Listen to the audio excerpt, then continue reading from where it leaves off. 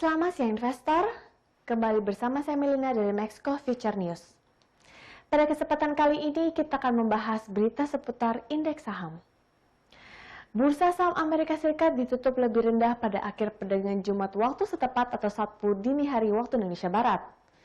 Hal ini terjadi karena penurunan tajam di sektor teknologi yang membebani pasar. Investor juga masih khawatir dengan lonjakan tajam kasus COVID-19 karena berimplikasi terhadap perekonomian. Sabtu 31 Oktober 2020, indeks Dow Jones Industrial Average turun 157,51 poin atau 0,59% menjadi 26.501,60. Kemudian S&P 500 turun sebanyak 40,15 poin atau 1,21% menjadi 3.269,96. Sedangkan indeks komposit Nasdaq merosot 274 poin atau 2,45% menjadi 10.911,59. Sebanyak 9 dari 11 sektor utama S&P 500 bergerak lebih rendah, dengan sektor konsumen dan teknologi turun masing-masing 3% dan 2,44% memimpin pelemahan. Saham Apple turun 5,6% setelah perusahaan melaporkan penurunan penjualan iPhone di kuartal ketiga 2020 dibandingkan dengan periode yang sama di tahun sebelumnya. Saham Amazon turun 5,45% meskipun perusahaan memperoleh hasil kuartal ketiga yang kuat. Saham raksasa teknologi lain seperti Facebook dan Netflix juga kesulitan untuk menguat. Alhasil kondisi ini membebani bursa saham Amerika Serikat yang harus berakhir di zona merah. Data dari Universitas Johns Hopkins mengungkapkan lebih dari 9 juta kasus COVID-19 telah dilaporkan di Amerika Serikat dengan jumlah kematian melebihi 229.000 pada Jumat sore. Dengan pemilihan umum pada 3 November di tengah pandemi yang memburuk, jutaan warga Amerika Serikat telah memilih memberikan suara melalui surat atau memberikan suara lebih awal untuk menghindari keramaian saat hari pemilu. Pemilu presiden kali ini berlangsung sangat ketat. Calon presiden dari Partai Demokrat Joe Biden memimpin dalam berbagai survei nasional. Meski demikian, Presiden Donald Trump tetap berpeluang merebut suara di sejumlah negara bagian swing. Situasi ini memicu kekhawatiran bahwa hasil pemilu akan menjadi sengketa kedua calon yang dapat mengakibatkan kerusuhan atau kekerasan. Salah satu topik utama yang menjadi sorotan banyak pemilih dari negara lain dalam Pilpres Amerika Serikat adalah perang dagang dengan China.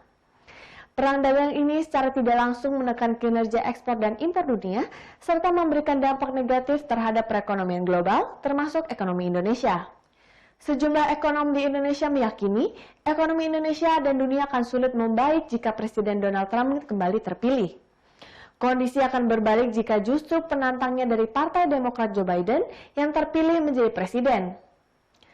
Pengamat hubungan internasional dari Universitas Indonesia, Makmur Kaliat, mengatakan meski tidak ada dampak langsung dari pemilu Amerika Serikat terhadap Indonesia, beliau memandang Indonesia akan diuntungkan jika tak ada lagi perang dagang antara Amerika Serikat dengan China, seperti yang terjadi selama 4 tahun terakhir. Konsekuensi jika Trump menjadi presiden lagi, kemungkinan pemulihan ekonomi akan jauh lebih lamban. Namun jika Joe Biden terpilih, pemulihan ekonomi dunia akan semakin cepat. Laporan terbaru lembaga riset Moody's Analytics memproyeksikan ekonomi Amerika Serikat akan tumbuh lebih tinggi jika Biden sebagai Presiden Amerika Serikat, yakni naik 4,2% periode 2020 hingga 2024. Sementara jika Trump kembali terpilih, ekonomi Amerika Serikat diproyeksikan hanya akan tumbuh sebesar 3% pada periode yang sama. Seperti diketahui, pertumbuhan ekonomi global sejak tahun 2019 telah mengalami penurunan akibat perang dagang Amerika Serikat dengan China. Perlambatan ekonomi pada tahun 2020 pun diperburuk oleh penyebaran virus corona yang saat ini telah menjangkiti 213 negara. Bahkan Indonesia sebagai negara berkembang harus merasakan kontraksi sebesar minus 5,23% pada kuartal ketiga 2020. Adapun Dana Moneter Internasional memangkas proyeksi pertumbuhan ekonomi Indonesia 2020 menjadi minus 1,5% lebih rendah dari proyeksi sebelumnya pada Juni sebesar minus 0,3%. Beralih ke bursa IHSG, pergerakan indeks harga saham gabungan diprediksi akan melemah seiring dengan sentimen negatif global dari pasar Amerika Serikat. Sedangkan di Indonesia, kurva penambahan kasus harian COVID-19 sudah mulai menurun. Penambahan pasien sembuh tercatat lebih besar sebanyak 4.141 pasien dan jumlah pasien sembuh sebesar 341,942 pasien. Sementara dari pasar regional, pagi ini indeks Nikkei Jepang dibuka menguat 0,62% dan indeks Kospi Korea Selatan menguat 0,47%. Pekan lalu, IHSG ditutup melemah 0,3% secara harian sebelum pasar libur. Pekan ini yang dapat diperhatikan dari dalam negeri adalah rilis data inflasi, market manufacturing PMI pada hari ini, dan rilis GDP kuartal ketiga pada Kamis 5 November mendatang. Sekian berita seputar indeks saham untuk hari ini. Saya Melina pamit undur diri, terima kasih dan sampai jumpa lagi.